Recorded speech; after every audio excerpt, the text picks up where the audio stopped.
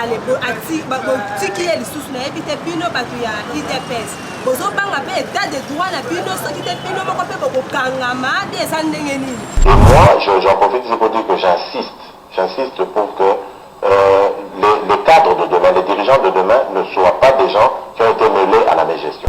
Na samedi, na pourquoi Bakangi, vice-premier ministre, rattrapé par la justice et mis en prison parce qu'il faut que dans ce pays on mette fin à la corruption, il faut. Oh, il faut pas que ça ait $2000 on a salé ya ba député wana mbala moko même nuitamment au moins na ba active 24 heures bozala wana.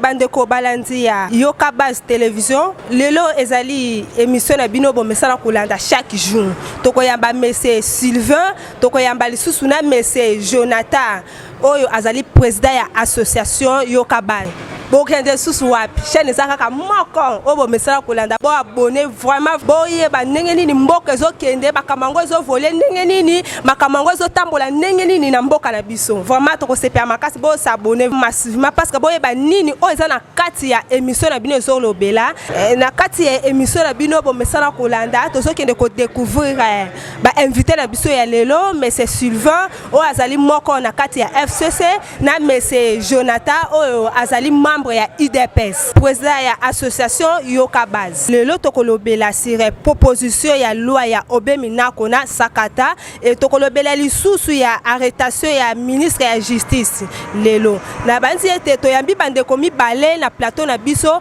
bameka ko yandola biko limbola to pe kolobela biso nini ezoleka na mboka na biso République démocratique du Congo na ndenge biso na bino to kanisa ki ete est-ce que makamango ko salama melelo tozomona ete moi bulu yeke eza ko salama siko bande kwango ba meka ko expliquer biso lolenge nini mboko eza ko tamba.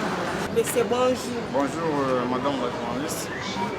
Merci beaucoup pour na motuna.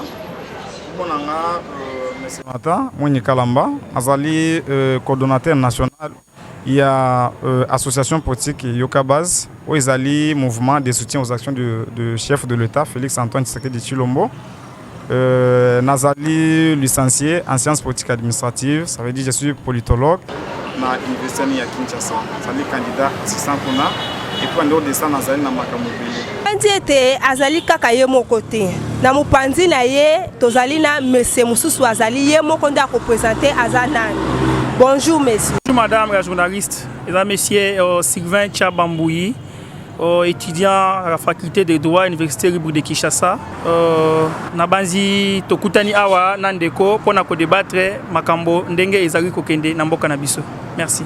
Merci bandeko balandi na kanisi ete émission lelo kozala kafu parce que toyambi mutu ya FCC yende akolimbola biso parce que bangonde ba côté mususu bazolo ba bangonde bazo sala désordre kuna na kati ya parlement lelo bokolanda bango bien bokolanda ye mutu akolimbola biso bakamuni nezoleka kuna na kati ya parlement lelo question liboso na ngana kanisi ete na kotuna na monsieur Sylvain oyo azali moko ya FCC bolanda ye monsieur Sylvain amekana kolimbola biso mais bayebina nute ke wana eza nini eza na batu mususu batangi yango te bamoni pe yango te mais kaka boye kaka po ayoki moninga robi ye pe azu yango mais wango eza misato il y a trois propositions de loi d'abord tokobana nous koyebisa bandeko proposition eza nini wa nini kaka proposition.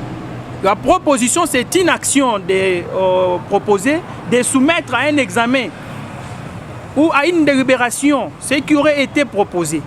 Donc ndenge bango batiki wana basengi na ba député ba votango te. Mais batiki ba kotanga wana en public na plénière kuna. Bongo ba député ba koyoka. Ils doivent suivre ceux qui ba moni que non eza bien te. Bako boya ko votango, c'est facile. Ata ceux qui bango ba votango, ba kotinango na Sénat. Sénat kuna. Ba oki ko boyango. Ceux qui Sénat est voté ba kotinango wana na cour constitutionnelle. Et ceux qui courent moni que yango ekokani na constitution na bisoté bako rejeter yango mais bande ko bazui bakei baza ko buka baza ko tambola baza ko tumba baza ko bebisa nzela yango tozana nango te mais bango baza ko bebisa ngo lisusu baza ko yeba te biso état de droit eza premièrement ko respecter mibeku ya mboka c'est ça état de droit le respect strict des lois qui nous réjouissent comme ba nini ba proposition wana eza misato soki otunika bandeko awa neti na yoka basi ndenge to yabo yoka o pona bakanga ba magistrat bakoma batu na bango te eza bongo te. Il y a 3 positions de loi. Nous avons d'abord la loi numéro 13/011-B du 11 avril 2013 portant fonctionnement et compétences des juridictions de l'ordre judiciaire. Yango bakeka ko toucher article nango 70. Article 70 tango ata stoki to tangi na constitution. Na article ya constitution 150. To kende komona ke non législateur ya constitution tango aza ko sa constitution alobaki ba magistrat ya parquet te. Yé akende ko beka ba magistrat o ya siège. To ko tanga muke parce que tango juriste pe aza ko roba il faut azana ba papier na maboko ndenge na zango boye toza ko tanga article 150 de la loi numéro 11/002 du 20 janvier 2011 portant révision de certains articles de la Constitution du 18 février 2006 dispose ce qui suit. Agnéant au premier, le pouvoir judiciaire est le garant des libertés individuelles et des droits fondamentaux des citoyens. Agnéant 2, les juges ne sont soumis dans l'exercice de leurs fonctions qu'à l'autorité de la loi. Mais que dit Agnéant 3? Agnéant 3 dit une loi organique fixe le statut des magistrats. Donc, Constitution, tango bazako sango bango bobeka ba juge oyo ya siège oyo bazako bango bakobi bango bakoyo kera mutute ba juge wana oyo tozo ko benga ba juge ya siège ou bien ba magistrat asi bango bazako koyo kera mutu ata moko te. Ils ne sont soumis qu'à l'autorité de la loi. Rwande ezali chef na bango tango bango ba toucher article 70 tango faut pas autant appeler article 70 tango pour ezala pe moi bien pour baninga bazoyo ka bako article 70 tango robela ki yango pe atanga ki yango te. La loi organique numéro 13 ndenge tokene ko robela yango ndenge ezala la loi organique numéro 13/011-B du 11 avril 2013 portant organisation et fonctionnement et compétences des juridictions de l'ordre judiciaire. Article 70. Les officiers du ministère public sont placés sous l'autorité du ministre ayant la justice dans ses attributions. Celui-ci dispose d'un pouvoir d'injonction sur le parquet. Il exerce en saisissant le procureur général près la cour de cassation ou le procureur général près la cour d'appel selon le cas, sans avoir à interférer dans la conduite de l'action publique. Yango eza déjà koyebisa biso ke ba magistrat yango bango baza korobela. Il faut ba yo ke rende ministre ya justice. Ba yo ke rakaye. Mais ceux qui baza ko sala musana na bango, ye akoki ko interdire bango te basala musana na bango. Ceux qui baza ko randela mutu, akoki ko interdire bango non non, vous ne pouvez pas poursuivre tel ou tel non. Ils ne peuvent faire que leur travail. Mais ils sont sous l'autorité du ministre et la justice dans ses attributions. Pour aussi ça na makambongo ya mina kuna sakata. Ezana bande ko mingi ba yebi pe sakata te. Baza ko yeba mina ko parce que azaki présent ensemble. Batongo batangi na mbok awo. Batangi na inikini ndenge ndeko Jonathan atangi kuna na inikini. Ba yebi makambongo ya mboka ndenge za kokeni. Basali proposition yango pour ndenge bamoni makambo ezonga babino non il faut to fixer makambo comme constitution et gobi il y aura une loi organique oyo et ko ba makambo ya ba magistrat biso to modifier makambo e momuke. Nde ba koki ko modifier muke. Mais ce qui ezali mabe kuna yoka base ndenge bazawana po bango baza ko soutenir action ya chef de l'État. Baza na ba député na bango kuna. Il faut ba député yango ndenge baza koboya ke loi yango ekorekate. Et c'est facile ouais ekorekate. Maintenant bango baza kotika ba député na bango to yokaki bango ba ke kuna na PAJ ba bimi na commission ya PAJ pour ba statuer sur la loi. Et nous entendons baza kosenga pona toza kimia na mboka. Po ndenge uti ko bebango mboka ngo eza pona biso ba jeune. Donc biso tokondi makaote na pays. Tokondi makao na pays te. Po mboka ngo eza biso nyonso, c'est notre pays. C'est notre patrimoine commun. Nous ne pouvons pas vouloir un jour que non mboka ngo comme kandenge comme boye.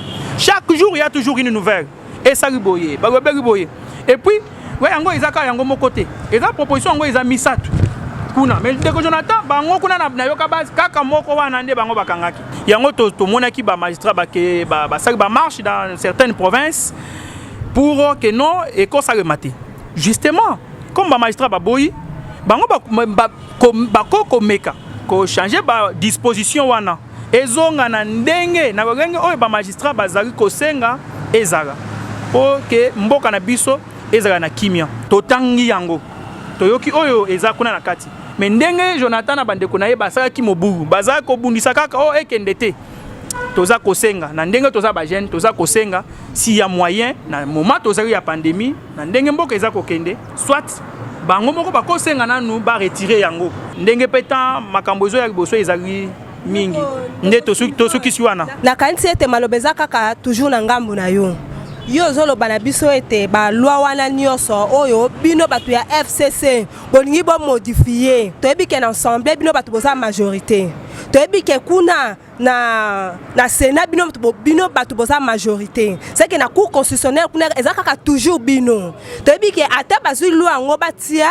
ke pona ke ba député ba meka ko voter yango toyebi ete ba député ya IDPS bakolonga te parce que bino nde batu ya FCC nde boza majorité kuna donc boana bozo boma mboka na biso ou bien ni be bozo ko sa population parce que population nde mutunde vanti bino na ebonga population nde mutunde sali ke bino nde bokende bisika oyo boza lelo mais bino bozo boma susu biso population donc to ebité eza nini vous savez la haute cour constitutionnelle tuko ba ke cour eza ya FCCT c'est la haute cour kuna ba zuzi baza kuna na nini wana baza déjà ba mikoro ba yebindenge mboka et so ki pe bango ba meki kaka muke ko déclarer yango conforme à la constitution que non na kati nango eza na ba disposition oyo eza conforme na constitution te et kozala bien pona bango te et kozala mabe makasi donc nous demandons à nos frères comme bango baza batu batangi ils peuvent expliquer aux autres c'est que c'est une proposition comme Touchiko définir en gros. C'est dans leur prérogative d'un parlementaire, un député, de proposer une loi. Ils n'ont fait que leur travail. Ils ont proposé. Ils ne devaient que faire ça. Mais il y a une commission, la commission politique, administrative et judiciaire de l'Assemblée nationale. Cette commission doit statuer pour voir est-ce que si réellement cette loi, la proposition doit passer ou pas.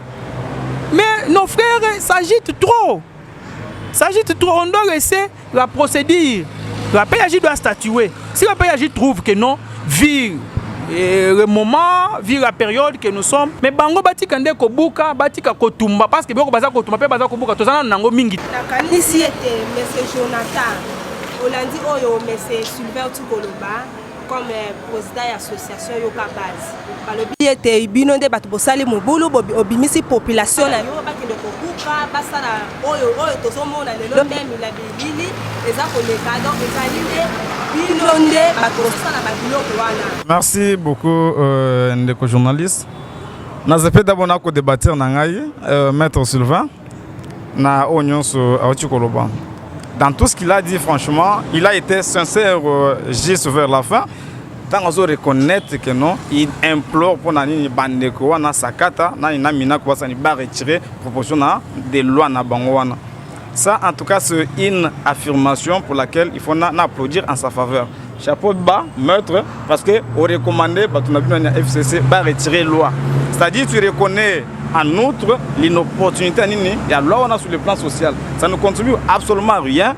Il y a une vie sociale, il y a un peuple congolais qui, du reste, est maîtris, n'est-ce pas, écroupi dans la misère que nous ne pouvons pas expliquer sur ce plateau. Qu'est-ce que je veux dire? Vous voyez, il y a une évolution cyclique. Vous voyez, d'une loi, de la naissance d'une loi. Et là, on y a et Bandeli, et puis ils en ont Souka. Donc il y a une conception, il y a une évolution, développement, et puis il y a une conclusion. C'est comme la naissance d'une personne. Ça commence par la conception. Voilà. Donc on a un fœtus, bébé a un kati, bona boye, tine bakobota et puis moi na sani. À mon ami, à comment autant mola et puis tout ça, voilà. Et ça vraiment en réalité au sens propre il y a terme na yango. Ba moni keno ba perdre ni makambo belé et que bozalani poursuivi pour na besoin na bango basalaka dans le passé. Alors, ça c'est de 1 et de 2. Tant total la loi wana sur il y a loi portant statut il y a ba magistrat. Est-ce que ils allaient répondre na makambo aux situations congolaise population congolaise allaient ko traverser? J'ai dit que non. Qu'est-ce que le peuple a besoin? Social et bonga et linkolobanini. On fait référence au bien-être de la population congolaise, c'est-à-dire l'accès facile aux soins de santé, à l'eau potable, l'accès facile na courant, comment je peux dire, nourriture, et puis tout ça. Des biloko congolais à l'emploi décent et consort. Ce que Bandeko a poni bango, je ne pense même pas ceux qui ils ont été en réalité votés parce que bon, ils avaient boutiqué makamona veille d'une manière ou d'une autre. Je pense que et ça qui ba nomination mobouye. Bon, admettons qu'ils ont été votés selon les Bazaliko pour expliquer wana. Un député a une mission au Azali censé à réaliser dans parlement, c'est-à-dire doit comment je peux dire légiférer les lois. Balawana ezala impersonnalité mais elle répond à l'intérêt général ou bien intérêt supérieur de la nation. Vous comprenez? Au lieu de la proposition de loi en rapport avec une situation actuelle, Mboka ezali ko traverser. Économie na biso, ils ont vraiment naba, ils ont trop baisse en tout cas. Surtout ni makamunyo ça ne va pas dans tous les secteurs. Au rôle là il y a des députés on ezanini. C'est proposer balawana et puis ba voter yango o ezali o ekosonga nini peuple d'une manière ou d'une autre pour la sociale et monana bango makambo bazo voter zanini oh il faut ba bakisani $2000 on a salé nini ya bani ya ba député wana mbala moko même nuitamment au moins na ba active 24 heures bazala wana po baby que non wana zana compte na bango donc ba bakisana o déjà ba bazana ngo. Vous comprenez ça? Ce qui veut que non le président Kaboun, le président de AID de mon parti, on a destitué. Tout ça la nuance au scientifique. Wana baza à petit désert bato FCC ba député ni ya FCC ba député des bani ba population bien ba député. Donc bana ba ko vanda ataso ba futamité atati 1 heure 2 heures 3 heures bazawana kaponi acharnement donc haine viscérale moko boye bazawana bazo telemela na peur de nyonso bazawana il faut. Alors on a compris que non, c'est juste une caricature d'ordre où ils allaient favoriser le développement nini ya mboka oyo. Ils veulent nous faire encore rentrer na nini na Égypte. Alors que Tobosana déjà makamwana avec le nouveau président élu, makamou échangé.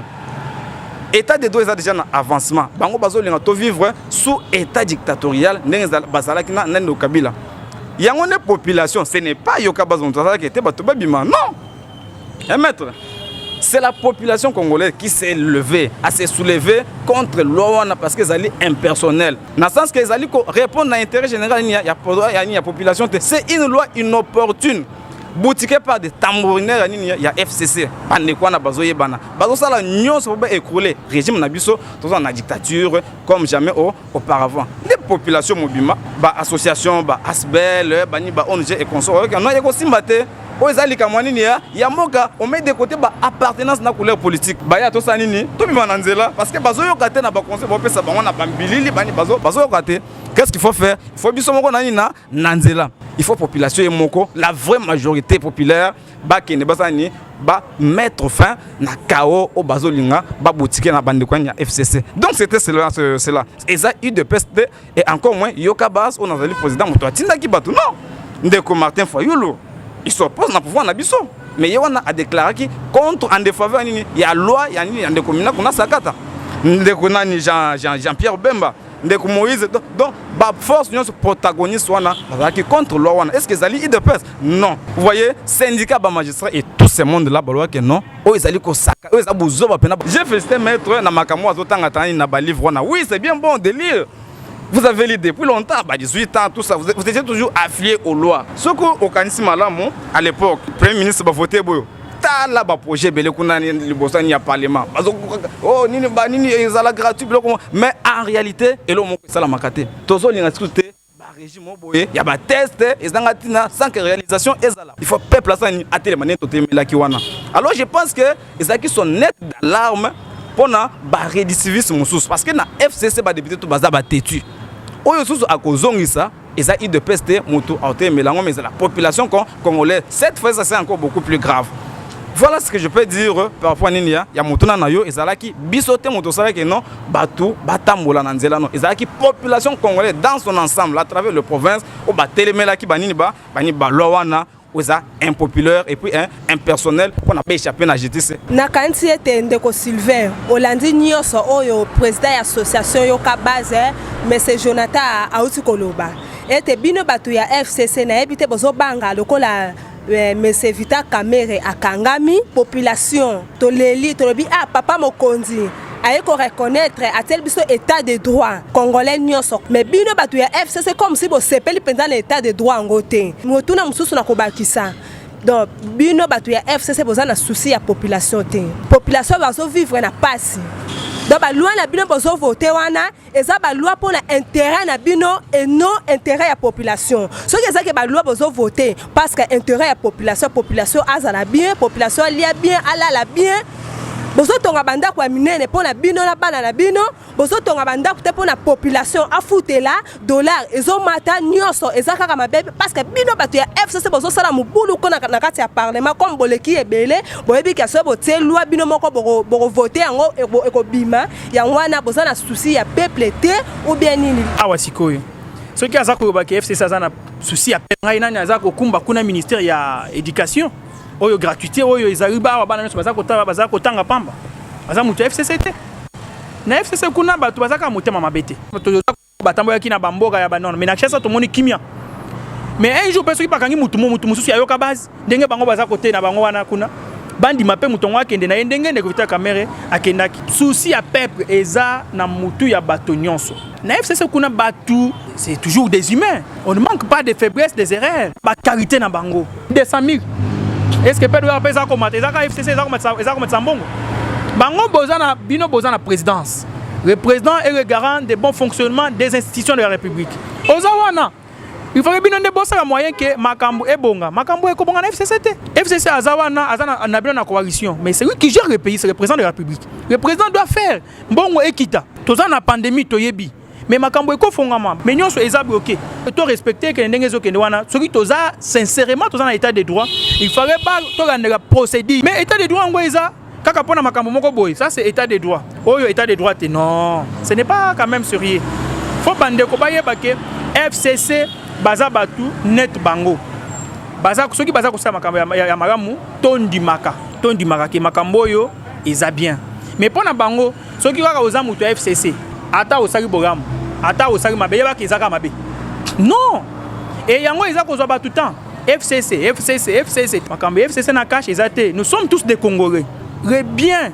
commun notre patrimoine c'est la RDC le peuple congolais souffre on doit faire de sorte que le peuple se retrouver makambo ebonga makambo ezala ndenge esengeli ezala na FCC na peso exemple ya mutu moko bakonga azo gérer ministère ya éducation ye wana azo kamba bien pour gratuité et enseignement et simba déjà et simba qui malgré Covid ndenge yeko ya boy déjà et simba qui parce que déjà ti na mois de mars bana bazali ko futa mbongo et tu as que justement 2 à 3 mois pour créer ceci là donc déjà et simba qui nga na koso ngi pas na ye bango bakobeka ki makambo ya bakofuta ba enseignant nyonso na ba NP na ba NI bango wana est-ce que bakobaka no izaka ndeko bakonga ba pesa ye mbongo afuta ba enseignant wana eza makambo bango bakobaki eza ko réaliser te wana baza ko bebango te so ikaka bamoni kinete ndeko wiba konga ata mwa mbongo ka muke ebunga kiboye wana bagendeli mais awa mbongo ya Covid eza ko bunga toza ko bebango te mbongo ya Covid eza ko bunga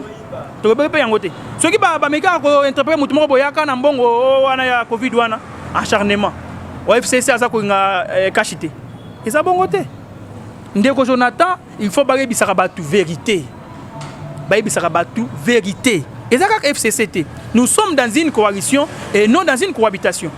Dans la coalition, bisona bango doit partager et moko.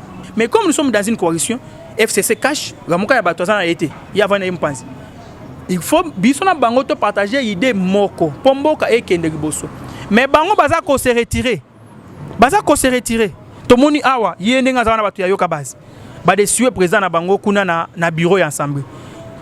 Bango ba pesi biso candidat mususu madame Nseya madame Mabunda Rubinono ta ezate ya kobungisa te to sa élection kuna to voter mutu ba pesi comme autorité ya bango asa pesaki bango moko ba bimiso ba kesu ko bungisa ba oh élection esa remate nde okabunda pakati tina ku constitutionnel ko te yo kuna déjà ba desué yo ngaibe na moni makambo ni kuna osaki ezaki bien te kende na makambo na yo kaka bango moko wana bazongi susu au FCC mais il y a quelqu'un qui a nini déjà awa bino bo si popesa candidat mususu po ba voter ye musala e continuer na mboka. Donc bango moko baza kokende riboso kozonga na sima. Kokende riboso kozonga na sima. Il faut bango ba ibisa biso vérité. Ezaka FCCT. Donc il faut to saka musala po mboka ekenda riboso. Soki to vandeka parce que bango na mitema na bango kaka donc makambu nyonso oyo FCC. Attendez avandi boye kito e bukani awa FCC. Donc pona bango makambu nyonso attendez so seka bo FCC nde atindi aseka. Donc pona bango makambu nyonso eza FCC. Ata soki azongi na ndako na ya beti mwasi na FCC nde mutu atindi yake no beta mwasi na ndako.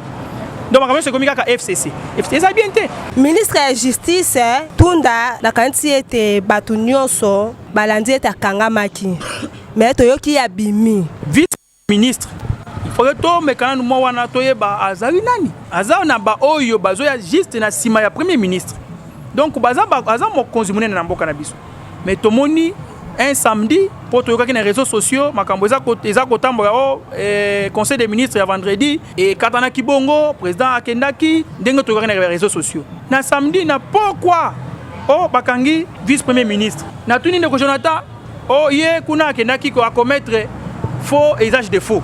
Dengue bango baza ko azui avis à conseil des ministres a pesi na parlement kuna pona wana et pourtant président azaki informé te yango procureur a bengisi mais ce qui est moko a commis atindi kuna faut en écriture euti wapi faut en écriture eza kuna te et puis po bakanga ndenge azawana po bakanga il faut assemblée nationale po yi auti nde kuna et autoriser que bokanga ye ndenge toza komona ndenge batoza na ko pesa exemple ya ndeko na biso de Ntumba to mona ki ensemble bakendaki ko procureur akei ko saisir ye et puis bango ba autoriser ndenge moko bangene ba saisir yango po na ndeko tuna ya Kasende bakangi yango nde bandeko mususu et c'est pesa ki bango te bakendaki kuna bayeba pona nini ba bengisi mais to monika na butu wana bango moko kaka batikena na zonga na ndako après bazako ba azana résidence surveillée to éviter comme ezaki déjà butu et pe za dimanche total rendi soki ekozande ba biso infraction à commettre les infractions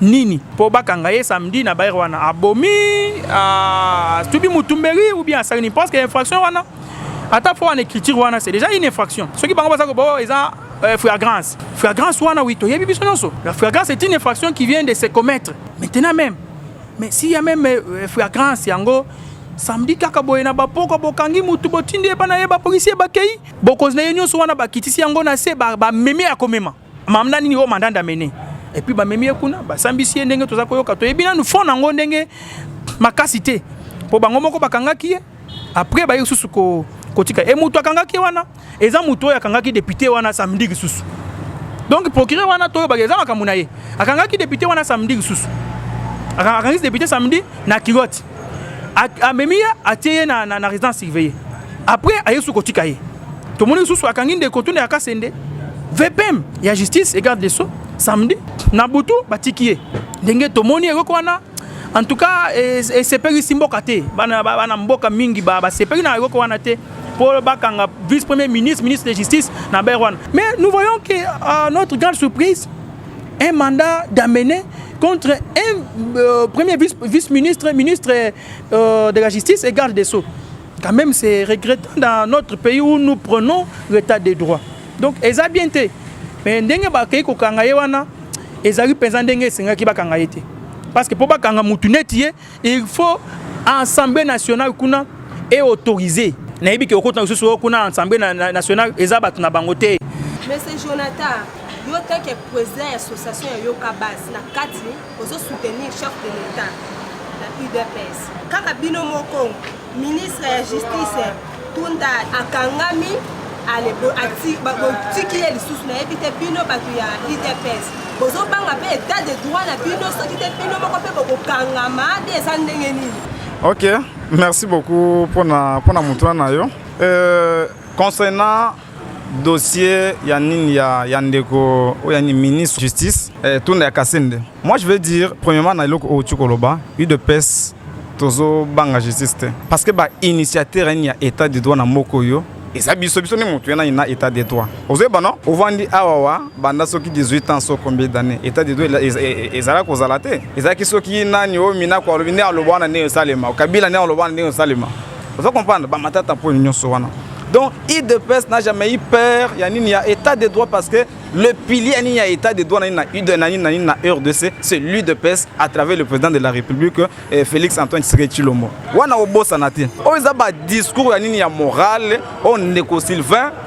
Petit-fils, il y a un père spirituel, il y a FCC, Azoya pour ASABISO Nango. Vous comprenez ça? Bakoki jamais kokanga moto. Ce qui est judiciaire est vide. C'est impossible. IDPS n'a jamais été dans la gestion il y a chose publique. C'est récemment, il y a à peine 2 ans. Une année et demie, si je ne m'abuse pas. Parce que bon, on est bon pour Nani.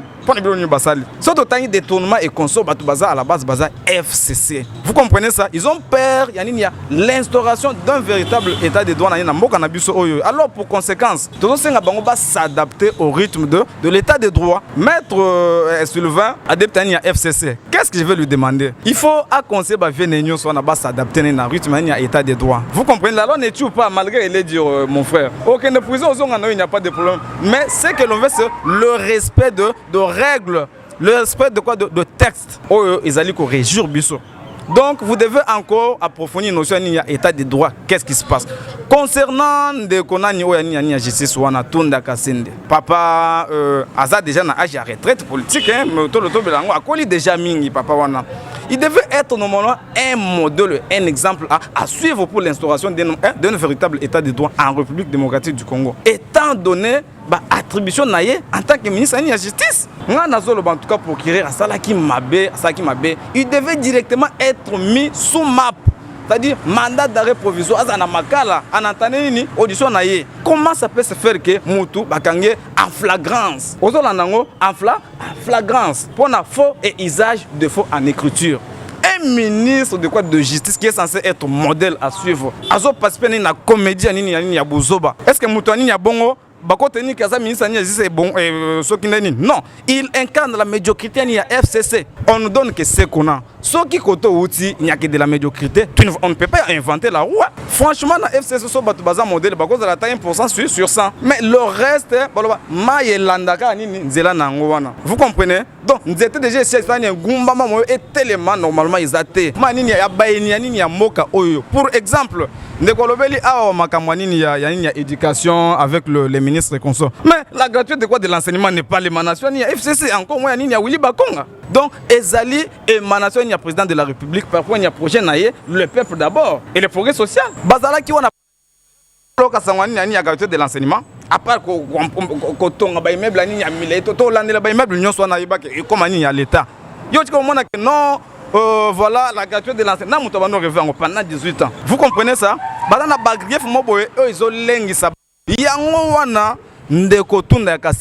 Il mérite 10 ans de prison conformément à la loi. La flagrance de lui. Et puis pour un ministre de justice, mon frère, ça dit tout. Je pense que les lots dimanche, une réunion stratégique. Qu'est-ce que ça va changer? Nous sommes la majorité populaire. Ce n'est pas ni moi gouvernement il y a batso bada 500 na parlement kuna balengisa biso non bakangi bourgmestre na bao ya nini ya commune nani ya baron. Je pense que vous êtes au courant en tant que journaliste azo discussion ni ba machette bourgmestre na za mutani mutna bango te libération nini ya ndeko na ministre nini ya justice. Et puis ça sera très grave surtout moni aza place réhabiliter en tant que ministre nini ya justice wana population ata mukete azo sala honte na mboka na biso. En tout cas, Tunda Kasende, c'est un candidat à la retraite politique. Il doit démissionner. Et là, c'est vraiment inadmissible. Il fait la honte de notre pays. Puis sur la population congolaise, le peuple congolais, tu as déjà éveillé. Si vous avez un parlement, vous avez majorité parlementaire. Vous avez combien? Sur 300, sur 350. On a une majorité. Majorité, c'est la population. Et Belén qui voté, qui nommé. Et c'est connu de tout le monde. Bachadari, Banini, Bamitana, vous comprenez ça? On tient bon que t'es papa, il faut ça 10 ans de prison. Parce que quand il y a flagrance, ça veut dire 10 ans de prison selon la loi. Il y a incité le procureur à continuer sur cette voie-là. Intimidé parce qu'il a le soutien du peuple congolais. Ils étaient autorité morale. Donc, avec Joseph Kabila, c'est dans l'histoire. Joseph Azalaka, sous président Namoko, jamais président. Son temps est déjà passé. Donc on a tourné la page autorité morale au Loba et puis bon makamwana en tout cas bazo mikosa bango moko moto nyonso akofutana muyibi o asalaki en commençant par la tête jusqu'en bas bango nyonso wana to kangisa bango nyonso biso moto kangisa te c'est la loi to tangaka o moni balona eza balona ni yande Kabila ça a été taillé sur mesure comme si akolonga jamais na pouvoir est-ce que c'est bango hein ya salaki balwa comme ça umela seko na seko makomeka Yesu kaka nzambe kaka siko balona bosana kasani a modifier yango bosaka ya muke oh président ancien statut ancien président tout ça a bosana makamou belé siko tango zomona Fachi béton hérité na non on est aussi maté sinon biso tout ça ni to kufa donc c'est ça leur père bandeko yani ya FCC biso toza ba Congo ceux qui vraiment boza ba congolais ni ya solo botika population à jour de ces moments nini ya pouvoir oyo ezali sous la haute gestion ya président de la République Félix Antoine Tshisekedi Tshilombo. C'est lui qui incarne en tout cas ba déshydratation ya population congolaise. Mais pour nini bozo cha biso bani ba ko kanjam. To sala boye mabe, to sala boye o mabe makamuto ezo simate. Parce que bonana mo majorité na bino wana ozo bater peuple a déjà éveillé nza wana. Donc ba ko sala entre bango balon moko ezanga tina. Beba ke oleka nango te. Parce que peuple ça ni a otemela ngo kaka. Abandi ete to comme na ko chité mais to ko chité kaka boyete fo ndeko Sylvain Liloba Suka ezani. Avant na ko tirer na zonga na ndeko. Azo bana no batika ko gérer te bazana banda ko ya migaite kende na Kingabwa. Kende na Kingabwa. O taka ndenge ba matisi banda ko kuna. Bango basala tayi na limite soki ba beti 18 ba ko nanda combien. Ba matisi banda ko na Kingabwa au kondimati. Et aussi il faut na zongi sena nzela yeba que non état de droit yango tozo prôner biso nyonso. C'est le respect des lois. Un ministre en fonction ba ko ma payete. Donc à la place batinde na prison à kovana nanda kunaye pona ba proposition ya wana il faut ba yeba que non il y a 3 propositions de loi oyo bande ko batika ki kuna na bureau ya assemblée nationale. Bon na bango wana oyo demo ya ofé wana ba bakis na facture wana. Donc il faut bango ba vanda ba trouver solution ba yeba que le peuple souffre. Peuple d'abord oui. Tondimi. Mais il faut être en action. Le peuple souffre. Makambo ezako kenendenge ezenga ki ekendete. Bango ba vanda kimia. Il faut rendre procédure tinasuka cour constitutionnel occupé kozongisa yango que non eza conforme na constitution. Akaka assemblée wana occupé ko boye pe ko voter ka wana sénat pe ko boye pe ko voter tango yaso wana kengo azaki kuna na sénat azaki mutu ya nani mais wa moko ese kenana sénat kuna kengo azongisi yango aboye yango petit siko wana na esalamite na 2015 oyibi makambo esalamaki awa na mboka oyo toyibi makambo esalamaki makambo mingi wana eko kende boye kuna baboye rekate ko kapete esi mais il faut, comme dans un état de droit, il faut tout procédure, il y a proposition de loi et kende, ndenge et sengaki et kende. Il y a besoin de senge yangwana. Il faut bailler la vérité na batu. Na moni mutu moko batuni ozo kende wapi, onazo kende na près du peuple. Kosa nini? Tozo kende kuna pona makambo na bango wana. Makambo nini o roi ya Minako. Batuni roi wana esali nini? Yo, c'est notre aîné qui travaille. C'est son temps. Ça doit passer. Mon temps aussi viendra. Mais pour nos frères, ils doivent d'abord. Non. Parce que vous venez d'arriver. Si on vous donne tout dégérer à la fois, vous pouvez abîmer. Vous pouvez quand même travailler, mais à côté de ceux qui ont déjà fait quelque chose. C'est aussi pour dire une manière d'apprendre. Aussi une manière d'apprendre. Ils doivent accepter qu'un Tunda travaille. C'est son temps. Notre temps viendra. Mais interpeller un vice-président. Mais si aujourd'hui, on interpelle un premier vice-président du CACH, on doit aussi accepter ça. Et aussi un samedi. Ce n'est pas bien. Il y a des ministres du CACH.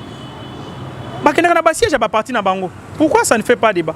Mais quand Tunda est parti dans le siège de son parti, c'est son parti qui avait désigné là-bas pour qu'il soit nommé. Il parle là-bas et puis...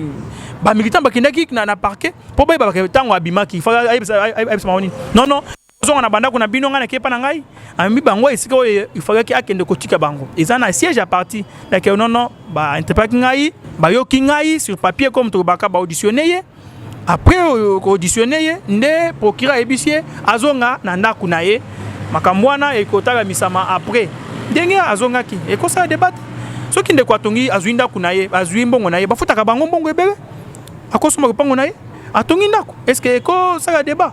Est-ce que toko bisango acharnement? Ce n'est pas du tout vrai. Mais bango pe basa kotonga ndako na Kingabwa C'est ça comment on a mené mécanisme sur Facebook, il y a mapango et basomi.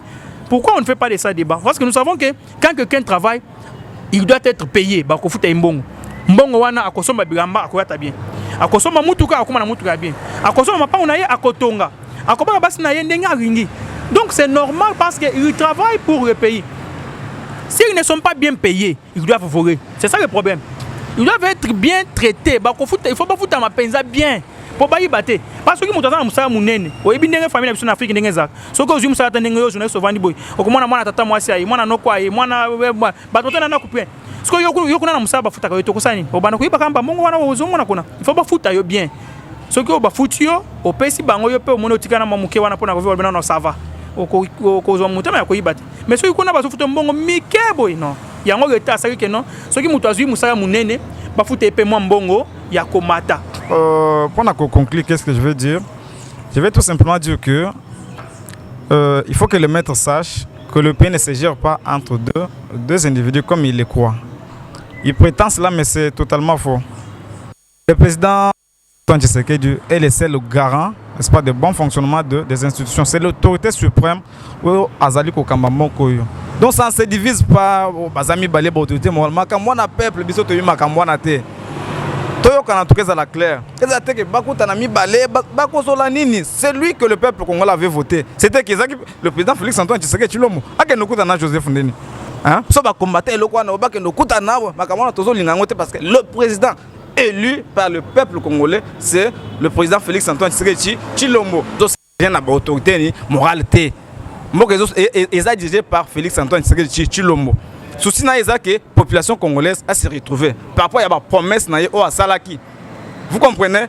Dans la campagne électorale, il y a le président de la République. Et puis, dans l'UDPS, il avait promis, il y a eu des promesses pondérées au président à Salaki face à la population congolaise. Quand par rapport à l'idéologie et puis vision de la parti, on se base sur la promotion d'un véritable état de droit. Parce que la vraie justice élève une nation. Et puis, de vous allez comprendre les bien neutres. C'est-à-dire, projet de la progrès social. En 5 ans, nous avons apporté soutien très massif à chef de l'État. Ce qui est mot d'ordre, en respectant le bien-être et l'état des droits, il faut soutenir la voix haute. Il y a parti toujours vigilant, il y a eu des personnes, tout ça, tous allons vraiment concentrer, tout ça, soutien à Bisso Nyonso, na président Nabiso, Félix Antoine Tshisekedi Tshilombo. Tout ça, il faut proposer la loi bien. On a faire échouer la FCC. Tout voter la loi en rapport avec les sociales et puis les bien-être du peuple congolais, ça sera le bienvenu que tout le monde vivre un rêve, un cauchemar. Et Bolandi, M. Sylvain, Bolandi, M. Jonathan, on nyonso basili kolobela biso à propos ya ndenge mboka zo tambola mikolo on a kanti ete to kutani na mbala ya sima. Peuple congolais congolaise, toza ko senga na bino kaka iloko moko. Bo s'abonner na chaîne na bino Yoka Base massivement parce que bolanda ka ba émission kitoko bonde ni mboka zo tambola ndeni makambo zo évoluer et kozala vraiment kitoko makasi. To kuta mbala sima.